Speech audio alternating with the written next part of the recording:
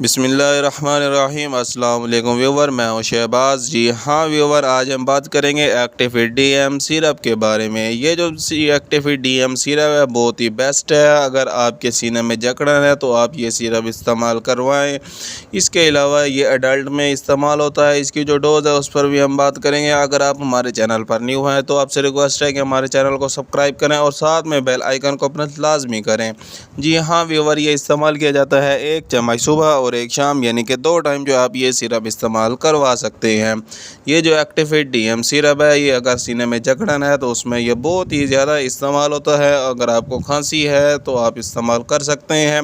ये GSK company का है और ये बेस्ट है। और इसकी जो प्रोडक्ट होती हैं यानी कि जीएसके कंपनी की, वो इफ़ेक्टिव होती हैं। इसका बहुत ही ज़्यादा असर है, देखा गया है कि जल्दी जो है पेशेंट को ठीक कर देता है।